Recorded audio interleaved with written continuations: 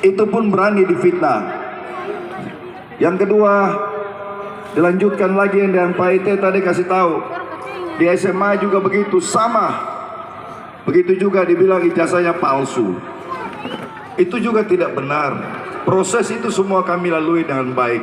Tadi dikatakan almarhum Beni Laos itu, beliau itu dulu satu sekolah sama saya di SMA. Saya kelas 11, beliau kelas 12. Dan Pak Freddy yang sekarang menjadi bupati di Kaimana, itu satu kos sama saya. Sama-sama kami satu sekolah di SMA. Tapi memang kami jujur, pada waktu kelas 2 semua bubar. Lalu kita laksanakan lagi masing-masing cari sekolah yang lain dan ikut ujian dalam proses yang baru. Kami satu sekolah di SMA Korea Sumalang, bisa dicek. Nah, ini kami melewati semua tahapan-tahapan ini.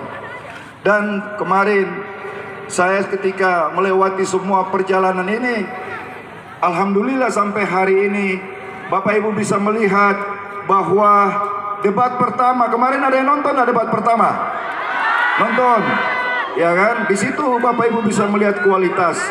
Kita juga meskipun dibilang pakai C, tapi juga sarjana-sarjana banyak saya tahu nggak bisa jawab kok. Gitu. Jadi itu kualitas yang kita harus terbuka dengan keadaan yang ada. Kita tidak bisa sekarang ini hidup dalam menyembunyikan menjadi topeng dalam perjuangan kita untuk membangun buruh. Siapapun juga bisa memimpin di negeri ini, asal dia cerdas, dia mampu, punya niat baik untuk negeri ini. Allah akan membawa kita, memudahkan kita ke situ. Setuju? Jadi jangan termakan dengan hal-hal yang demikian. Sekarang kita harus berpikir yang lebih cerdas. Tentu calon-calon ke depan pasti calon-calon yang dipersiapkan oleh Allah Subhanahu wa taala. Tidak ada manusia dapat memutuskan keputusan penting dalam hidup ini, apalagi menjadi jabatan-jabatan seperti bupati. Zaman dulu itu, kalau zaman Nabi, bupati ini sudah jabatannya imam. Bukan sembarangan. Lalu saya juga dibilang, karena mata cipit, Islam belum benar, masih kafir. Kemarin di Bara saya bilang sama masyarakat Bara, memangnya saya ini juga sulit mau berbicara, karena memang model sebegini. Ya kan? Nenek saya itu asli orang Sanana, nenek Jawaria dari Ubung. Hanya saja nenek saya menikah dengan tete saya Margatan. Jadi turun-temurun ke bawah, kita jadi cipit. Tapi ketika ada yang mengatakan itu, saya kemarin ada tanya di salah satu ustadz. Saya bilang, Pak Ustadz, kalau kita mati, apa itu omong karde mangkir? Dia datang, dia tanya, ini sepuh mata cipit kah sepuh mata besar? Kalau cipit bawa di neraka, begitu. Kalau sampai omong karde omangkir, dia lihat sepuh mata cipit, dia menghela ke neraka, hari ini betul operasi. Tapi kan tidak seperti itu. Islam itu bukan seperti itu. Islam itu rahmatan lil alamin. Itu makanya saya ada bangun masjid di meeting, mereka tanya, apa nama masjid ini? Saya bilang, namakan masjid itu rahmatan lil lil alamin. Kita menjadi berkah untuk semua makhluk. Kita tidak menjadi berkah untuk keluarga kita. Kita tidak bisa menjadi berkah untuk pribadi kita. Itu di kandidat juga begitu. Ada satu paslon yang menanyakan saya, kenapa kalau Bapak punya uang Bapak maju? Nah ini, mestinya pertanyaan itu saya balik, kenapa kalau Bapak tidak punya uang Bapak maju? Itu baru benar. Karena ketika Anda tidak memiliki modal yang kuat, pertarungan ini butuh uang puluhan miliar, maka Anda akan menggunakan dana pihak ketiga yang disebut dengan cukung tadi. Maka itu akan menjadi masalah terbesar yang kita sekarang alami, yang disebut dengan TPP tidak dibayar, gaji dokter tidak dibayar. Itu imbas dari hal-hal yang seperti itu. Betul. Malah saya maju dengan uang saya pribadi. Kalau ditanya, kenapa Bapak punya uang Bapak maju? Ini pertanyaan apa? Gak bisa begitu berpikir. Masih banyak pengusaha-pengusaha besar sekelas Pak Erick Thohir, uang triliunan rupiah, beliau maju calon menteri. Berapa gaji menteri? Tapi punya relationship di luar negeri, beliau bisa membangun bangsa ini dengan kemampuan beliau dan punya relationship yang besar di luar negeri. Beliau pegang bola kita. Sekarang bola kita lagi diusahakan bisa ikut Piala Dunia. Beliau pegang ekonomi kita maju. Itu karena mereka cerdas. Mereka di mana sudah menemukan satu titik jenuh mereka, bahwa hidup mereka harus berhenti dan dia harus berbuah kepada orang lain. Makanya saya katakan kepada paslon tersebut, belajarlah dari pohon. Jika pohon mangga, saya bilang, selama Anda tanam dari kecil sampai mati, tidak pernah pohon mangga itu makan buahnya, tapi dia memberi buah itu, memberi makan kepada semua makhluk. Sampai mati pohon itu, tidak pernah dia memakan buahnya. Pohon saja seperti itu.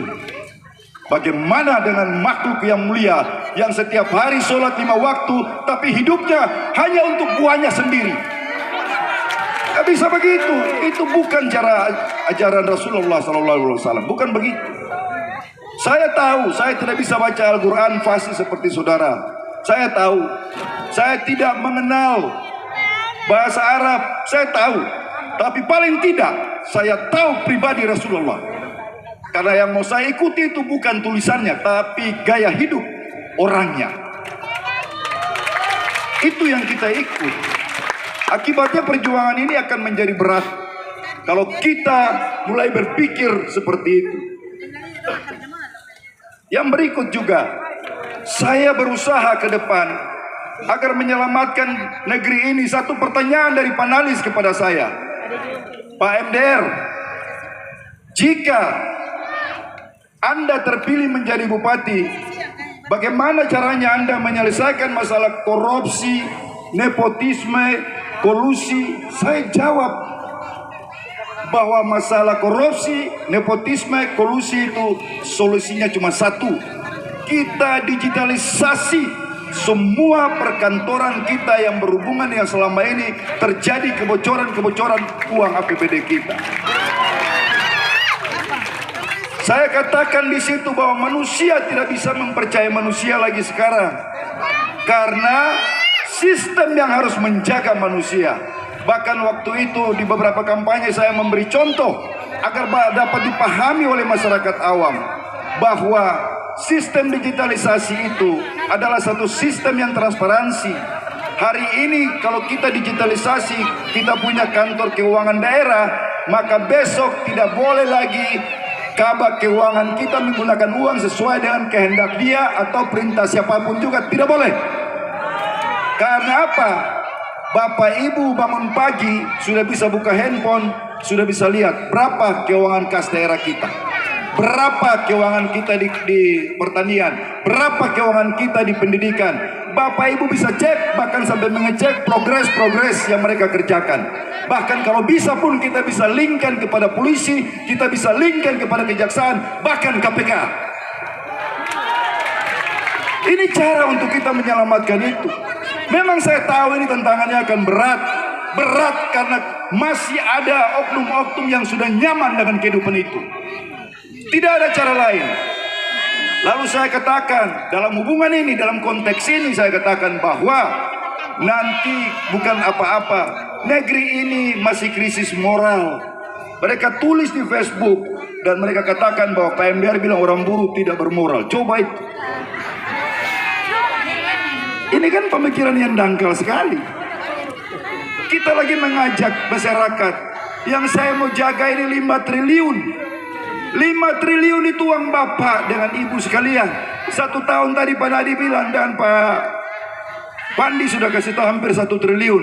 Satu tusukan Bapak itu bisa mempengaruhi 5 tahun itu. Totalnya 5 triliun karena jabatan bupati itu 5 triliun. Itu yang mau saya jaga. Karena di dalam 5 triliun itu ada uang anak-anak kita yang kecil. Ada uang juga ibu-ibu hamil yang bayinya perlu mendapat perawatan baik dari kesehatan. Ada uang juga bapak-bapak kita yang lansia mendapat BPJS yang baik, perlindungan untuk masa depan umur mereka. Itu di dalam 5 triliun itu yang mau kita jaga. Bukan saya jaga bapak saya sama mama punya uang. Bukan. Saya mau jaga uang rakyat. Kalau saya tidak jaga uang rakyat, maka percuma tadi dikatakan oleh Pak Ikram, saya mencari dana dari sana, Pak Dokter menjaga di sini dengan cara manual, itu bocor lagi. Kita perbaiki sistem, jaga sistem, baru kita bisa datangkan dana. supaya uang yang masuk itu tertanggung jawab dan itu dipakai tepat pada sasarannya, baru pembangunan ini bisa berjalan. Itu sehingga saya mau harus ada digitalisasi. Saya takut mereka memang tidak paham tentang digitalisasi. Itu satu. Yang kedua, paham tapi takut untuk melaksanakan. Karena saya pastikan jika itu dilaksanakan, maka termasuk bupati tidak bisa korupsi. Itu persoalan. Ternyata pada debat kandidat di provinsi, semua kandidat di gubernur ditanyakan soal mentalitas itu. Bagaimana calon-calon gubernur nanti ke depan bisa mengambil keputusan penting untuk mendigitalisasi pemerintah daerah. Itu semua pertanyaan 60% banyak ke digitalisasi. Karena negara sudah harus menuju ke situ. Sekarang semua negara-negara berkembang, mereka memberantas korupsi. KPK itu tidak mampu. KPK tidak mampu. Kita ini mau pasang penjara satu bumi ini pun juga tidak mampu. KPK bikin cara A, penjahat lebih pintar bikin cara B. KPK bikin cara B, ada solusi juga dengan cara C. Yang bagus tidak usah pakai manusia yang menjaga. Kita yang menjaga manusia dengan sistem, sehingga tidak ada lagi pusing dengan KPK. Saya itu kalau melakukan sistem itu, Bapak Ibu sekalian, tidak ada lagi datang di sini periksa-periksa susah-susah. Ya, ada BPK yang mau datang periksa dari pusat, gampang. Buka aja sistemnya, dilihat di situ. Ngapain pusing? Mahasiswa pun juga tidak perlu demo-demo. Anda buka di HP, Anda bisa lihat kok. Apa yang mau dicurigai? Semuanya terbuka. Sistem transparansi ini harus kita buat. Jangan mahasiswa tiap hari berteriak dengan toak. Kalian berteriak pun kalian tidak tahu apa yang kalian teriakin. Tapi ketika kita buat sistem digitalisasi, maka Anda cukup membuka HP, Anda tahu semua keberadaan isi perut pemerintahan daerah. Ini yang saya mau. Jangan begitu. Cara-cara lama yang kita mau lakukan, sedikit kita demo, sedikit kita demo, di situ kita demo. Sementara yang demo pun juga tidak tahu apa yang mereka lakukan. Tapi digitalisasi membuka transparansi kepada masyarakat agar melihat bahwa ini adalah pekerjaan-pekerjaan yang kita kerjakan sesuai dengan nomenklatur yang sudah disetujui oleh APBD kita. Itu harus. Supaya apa? TPP kita harus kita bayar, tidak boleh utang orang, karena mereka juga punya keluarga, mereka punya anak, mereka punya masa depan. Jangan pernah Anda menuntut sumber daya manusia yang baik di negeri ini kalau Anda tidak pernah memperhatikan hak-hak mereka. Tidak bisa. Harus perhatikan hak mereka. Bagaimana besok mereka bisa kerja dengan benar? Malam ini mereka lapar, tidak akan mungkin. Bagaimana seorang pelayan rumah sakit dia mau kerja dengan benar sementara gajinya tidak dibayar? Dia mau melayani pasien pakai hati, susah. Susah. Saya sudah membedah batang tubuh APBD kita. Saya duduk dengan Pak Fandi, saya duduk dengan Pak ada Pak siapa lagi? Pak Rustam Maulete. Duduk, buka APBD kita. Kita lihat seperti yang pernah disampaikan tadi. Dari DAU kita 500 miliar, masih ada sisa 200 miliar, 190 miliar sekian. Saya bilang, coba kita lihat PMK 212. Saya sudah pelajari PMK 12, cara penggunaan itu.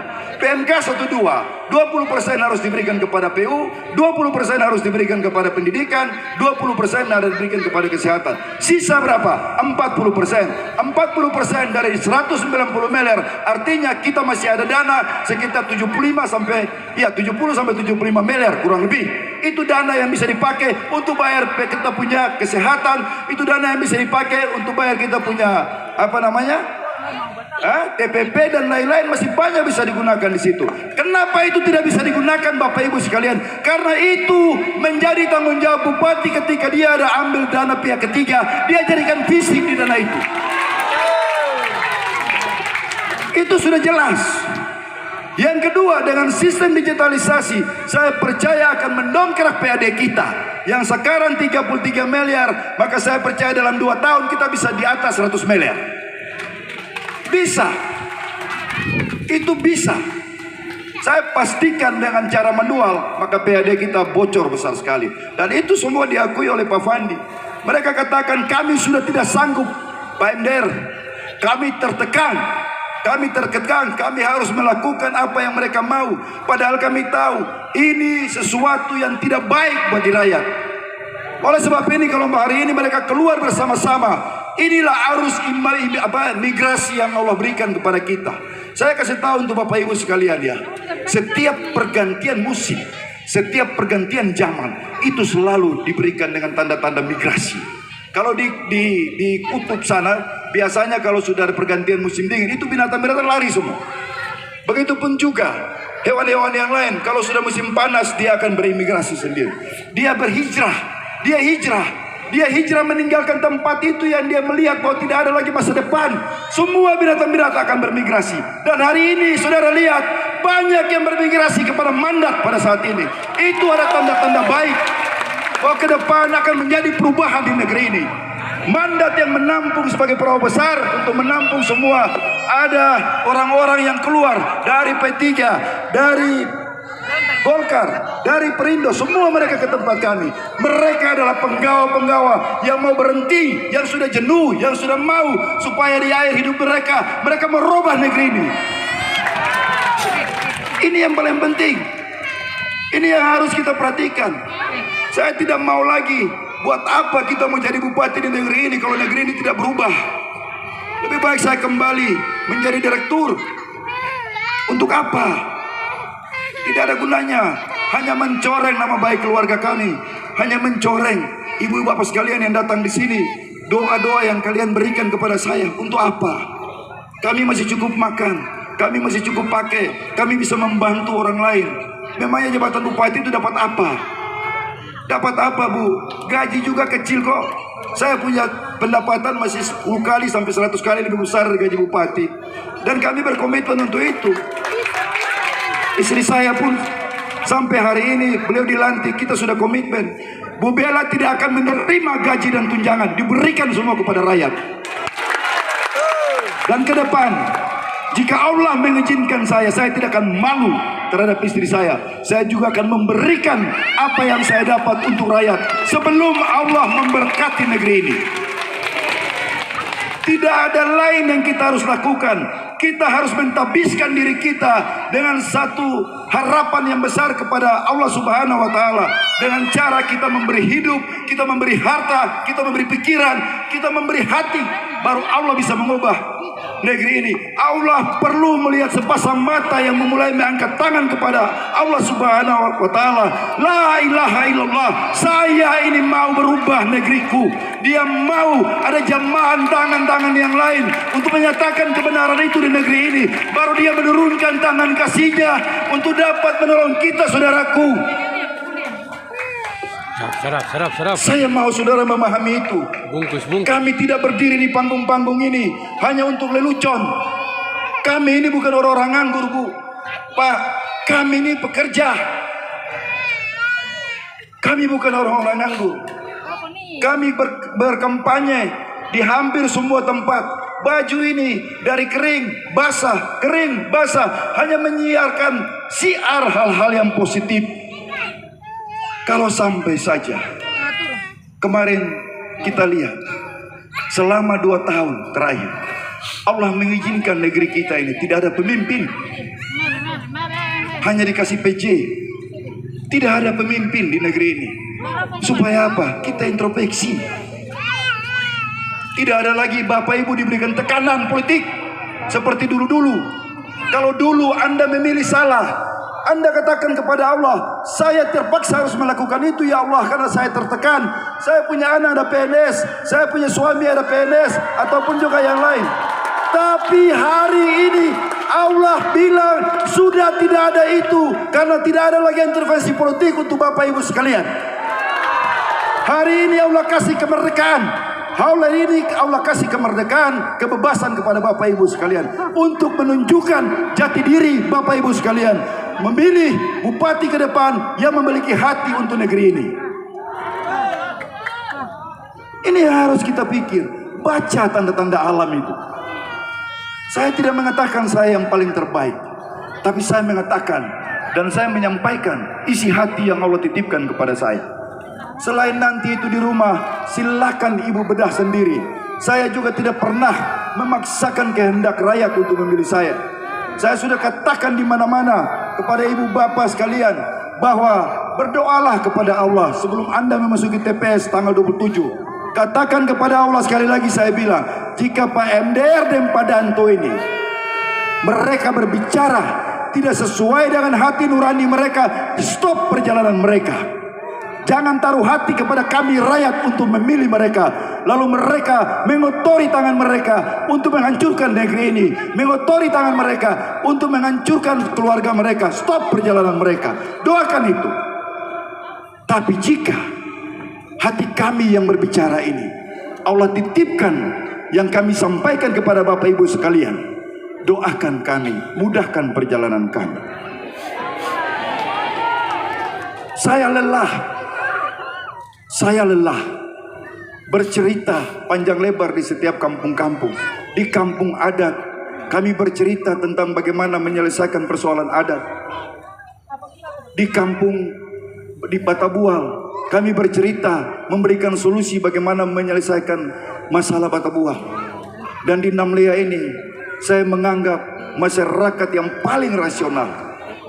Jadi kalau sampai di Namlea ini kita gagal menyampaikan visi misi ini, maka inilah sebagai barometer kemajuan Kabupaten Buru ke depan ada di kota ini. Karena di sini banyak pegawai negeri, di sini banyak orang pintar, disinilah yang akan menjadi barometernya. Kalau sampai kita masih terpikir dengan hal-hal yang kemarin dan kembali mempertahankan apa yang sudah Bapak Ibu nikmati pada hari-hari kemarin, maka saya cuma bisa mengatakan kepada Allah, tugas saya sudah selesai. Hanya itu yang bisa saya katakan kepada Allah. Mungkin saja Allah akan memberikan kesempatan lain untuk saya datang membantu dalam sisi lain. Tapi kalau instrumen politik hanya bisa ditentukan di tanggal 27 ini, di mana rakyat mau ambil sikap atau tidak, itu ditentukan di tanggal 27 ini. Saya berterima kasih terkhusus untuk Kakak Buai Sangaji. Beliau yang juga berperan pada hari ini bisa berkumpul kita di sini. Beliau juga berperan penting. Dia adalah satu sosok yang keras, yang punya prinsip untuk bisa mau buruh ini bangkit kembali. Saya berterima kasih kepada beliau. Beliau adalah sosok yang luar biasa. Beliau yang minta juga agar saya bisa menitipkan buruh ini ke depan. Beliau akan bersama-sama dengan kita untuk membangun ekonomi di negeri kita tercinta ini. Hijrah yang sekarang ada di sini, saya pastikan kepada ibu di bapak bahwa jika ini memang perjalananku karena Allah Subhanahu wa taala, Anda tidak berada di tempat yang salah. Saya pastikan itu. Terkecuali ini bukan perjalananku bersama Allah Subhanahu wa taala. Tapi kalau ini perjalananku bersama Allah Subhanahu wa taala, Anda akan baru nanti merasakan kebenaran itu akan ada bersama-sama kita. Tapi saya sudah melihat tanda-tanda itu, bahwa ketika saya kembali dari Mekah, Allah memberikan tanda-tanda itu kepada saya. Saya tidak pernah membalas hujatan, saya tidak pernah menghakimi orang-orang yang menghakimi saya. Kami menerima semua itu dengan baik. Semua serangan-serangan yang sampai hari ini, kalau Bapak Ibu buka FB, semua senapan itu menuju kepada kami. Tidak ada mereka saling menyerang. Ji, Sam, Sultan itu tidak ada. Semua tertuju kepada kami. Kami menerima saja, karena kami tidak pernah merasa bahwa Anda adalah musuh kami. Musuh kami itu adalah kemiskinan. Ngapain kita merasa bahwa Anda itu adalah musuh kami? Itu bodoh. Bodoh. Untuk apa Anda calon bupati kalau merasa bahwa musuhnya Ji, Sam, dan Sultan? Itu nggak boleh. Kita punya musuh itu adalah kemiskinan. Kita punya musuh itu adalah kebodohan. Sandarkan aja pandanganmu ke situ lurus. Tegakkan hatimu kepada Allah Subhanahu wa taala. Yang lain-lain ini nggak usah dipikir itu. Anda menyerang saya tidak ada masalah. Yang paling penting saya tidak menyerang kalian. Itu yang paling penting. Kenapa? Saya menjaga nawaitu saya. Perubahan ini saudara, roh itu kita jaga. Seperti pelita yang ada di dalam hati ini saudaraku. Terkadang ambisi itu sering mau tiup, amarah itu sering mau tiup pelita ini. Saya jaga betul. supaya pelita ini dia akan lama-lama membesar. Dia bisa menjadi obor dan itu bisa bertransformasi kepada saudara-saudaraku yang lain. Dan ini akan bisa menjadi ledakan-ledakan besar untuk pembaruan akhlak, pembaruan ekonomi, pembaruan kemajuan pembangunan negeri kita. Pelita ini yang harus kita pelihara. Tidak ada perubahan itu datang seperti obor besar yang tiba-tiba membuat kamu itu seperti simsalabim. Tidak ada seperti itu. Kita harus menjaga, dan menjaganya itu dalam hati, yang hati ini setiap hari diserang oleh panas si jahat itu. Hanya orang-orang yang di dalam ketenangan bisa menjaga pelita itu.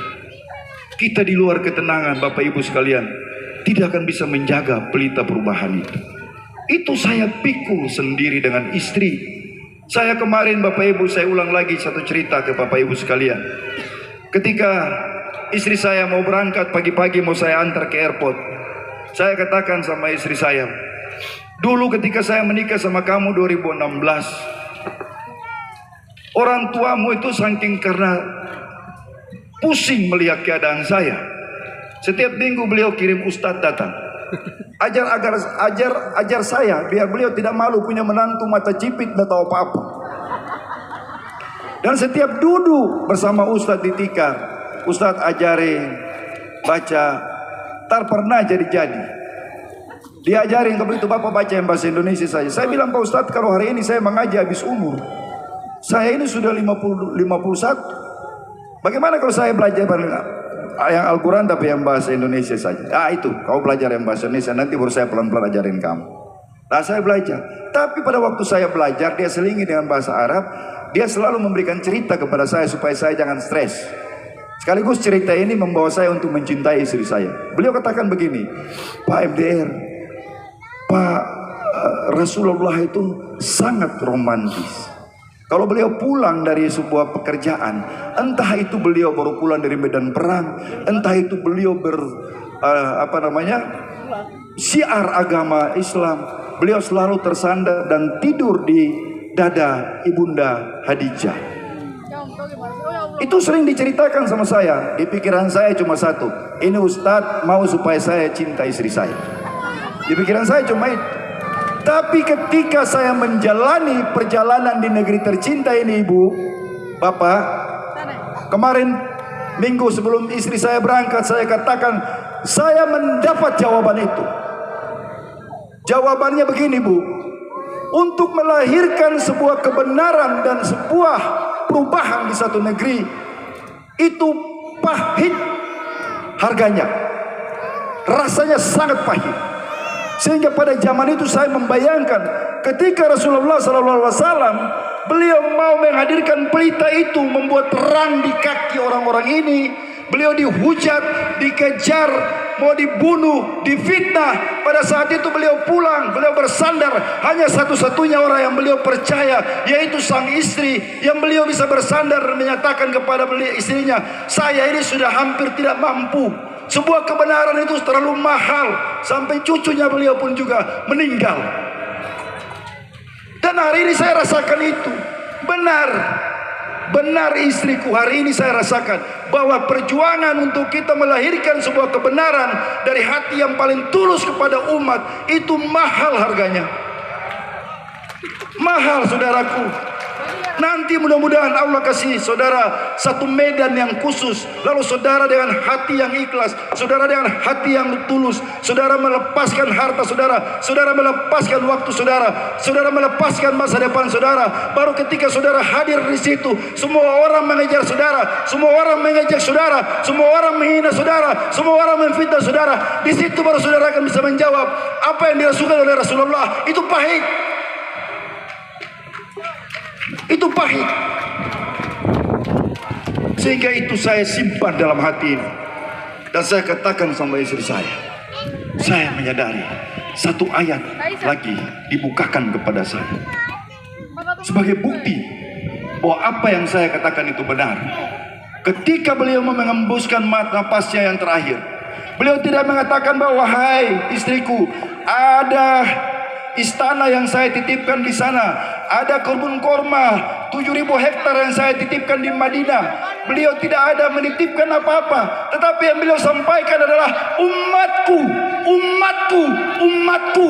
Artinya kita yang ada sekarang ini, perhatikan mereka, cintai mereka, sayang mereka, supaya aku pergi menutupkan mata ini, aku pergi dengan leluasa hatiku, karena bebanku sudah diambil, dibantu oleh kalian semua. Mohon maaf, saya kalau bicara ini saya rasa betul.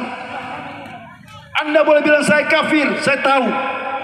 Anda boleh bilang saya kurang beragama, saya tahu.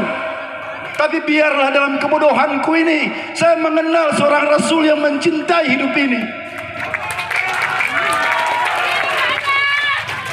Dan saya mau melakukan itu. Saya mau melakukan untuk menyenangkan hati beliau. Bahwa ketika beliau mengatakan umatku, umatku, umatku, saya akan mengangkat tangan, bahwa saya akan melihat mereka, saya akan melindungi mereka, saya akan menjaga mereka. Wahai Rasulullah,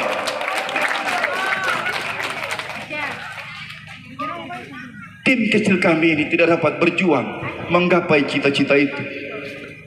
Kami hanya beberapa saudara, suaranya kecil sekali. Oleh sebab itu kami berteriak di setiap kampung-kampung, wahai saudaraku, bergabunglah bersama-sama kami untuk kita membuat perubahan di negeri ini. Itulah kami ada pada hari ini. Itulah mereka yang hijrah bersama-sama dengan kami. Banyak yang hijrah bersama-sama dengan kami. Hanya satu dalam hati yang tersisa ini, bagaimana kita melakukan perubahan untuk negeri ini. Yang lain tidak ada. Kalau Anda mau bergabung di sini dan mengharapkan sesuatu di luar apa yang kami berdua rasakan ini, maka hari ini enyalah kalian dari tempat kami. Kami sudah tidak punya rasa apa-apa lagi untuk negeri ini. Rasa kami, semangat kami, cinta kami hanya untuk cepat menyelesaikan masalah-masalah yang terjadi di sini. Kenapa saya begitu kuat merasakan itu? Karena hari ini ada sesuatu yang spesial di negeri ini. Ketika saya mendapat rekomendasi dari presiden terpilih, itu adalah bagian harapan dan masa depan buruh ini. Dimana kalau ada kandidat-kandidat lain yang mengatakan tangan apa daya tangan tak sampai, ada kandidat lain yang mengatakan saya sudah mengusulkan, Allah yang menentukan, tapi MDR mau mengatakan tangan kami sampai karena presiden itu adalah presiden yang merekomendasikan rekomendasinya kepada kami. Ini yang harus kita bedakan. Kalau akhir dari pemerintahan kita hanya menjawab apa daya tangan tak sampai, mau jadi apa negeri ini? Kalau akhir dari pemerintahan kita katakan kepada rakyat, saya sudah mengusulkan, tapi Allah yang menentukan. Allah bilang, buat apa saya titipkan properti yang besar di otakmu? Buat apa saya titipkan rasa yang begitu kuat? Itu tanggung jawabmu.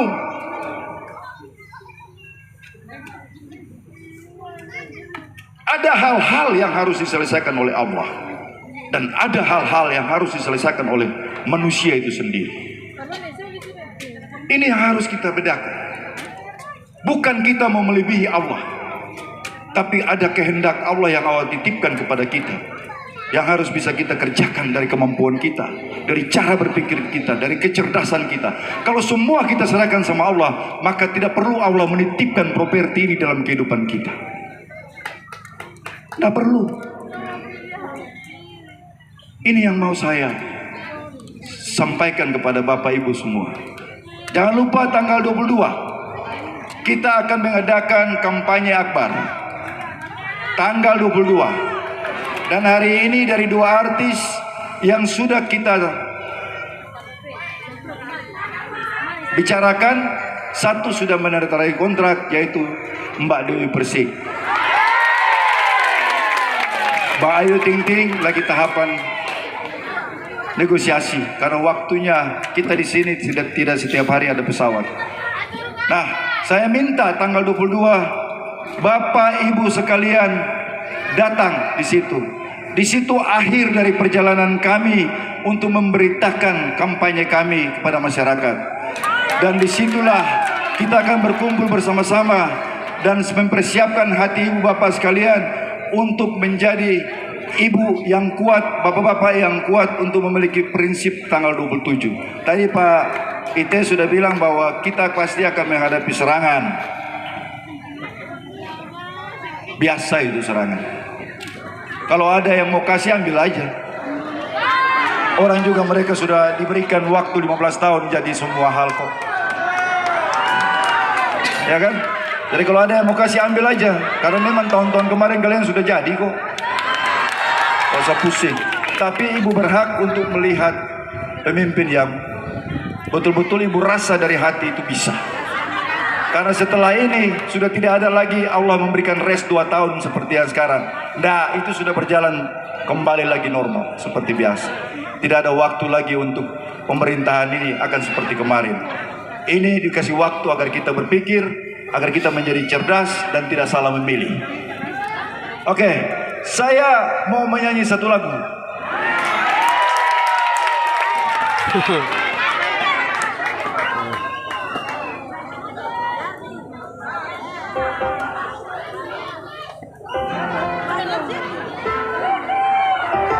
Jangan sampai 3 kali. Lagu ini saya mau menyanyi supaya kalau mau masuk TPS ingat lagu ini. Ada satu orang lagi sini, penyanyi. Bawa itu teksnya.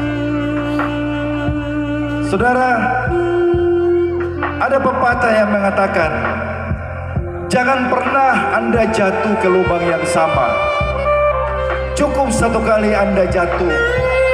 Kedua kali, kalaupun juga Anda jatuh, bangkitlah dan Anda belajar dari setiap kejatuhan itu, supaya Anda tidak akan jatuh yang ketiga kali.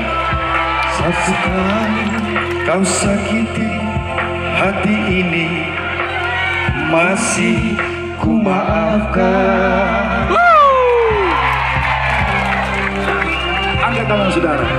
2 kali kau sakiti hati ini, juga ku maafkan.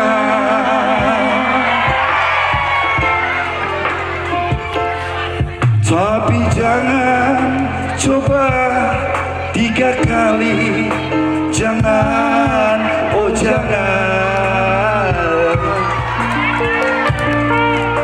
Cukuplah sudah. Cukuplah sudah, jangan kau ulang lagi. So dari dulu sudah aku katakan siapa diri ini.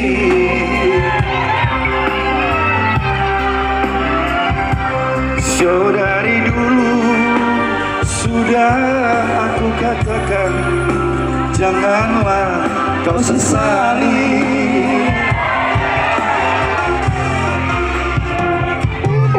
Tapi kini kau selalu menyakitiku. Mengapa, oh mengapa? Semua, cukuplah sudah. Cukuplah sudah. Cukuplah sudah, jangan kau ulang lagi.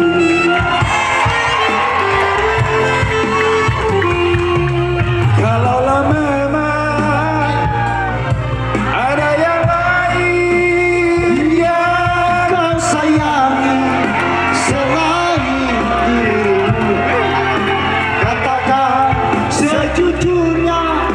Janganlah kau bersandiwara.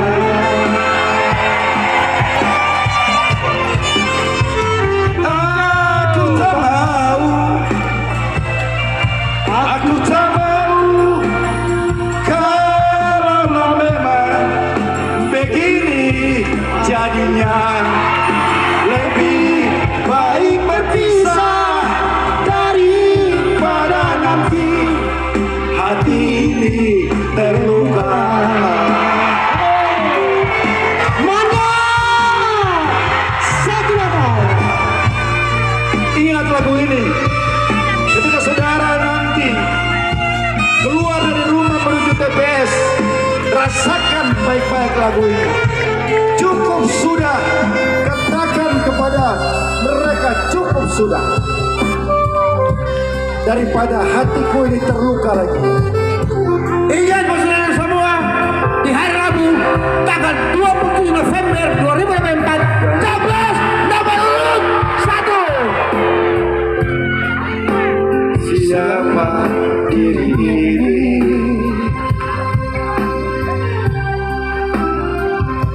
Saudari dulu sudah aku katakan, janganlah kau sesali.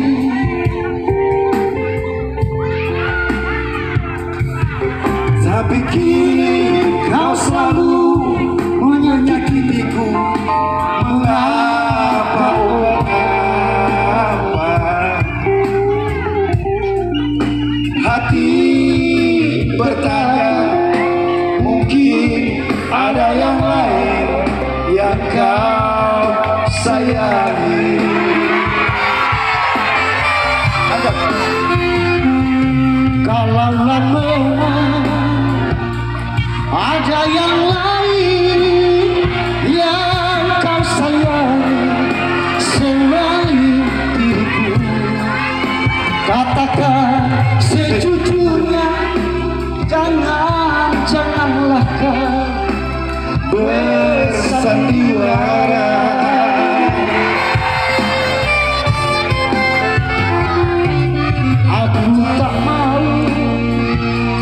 Aku tak mau kalaulah memang begini adanya. Lebih baik berpisah daripada nanti hati ini terluka. Lebih baik berpisah daripada nanti apa hati ini terluka.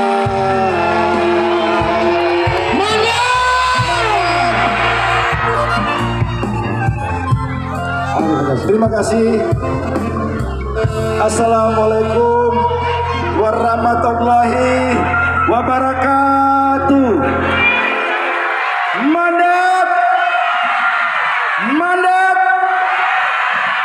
mandat untuk perubahan. Baik, kita beri tepuk tangan yang meriah.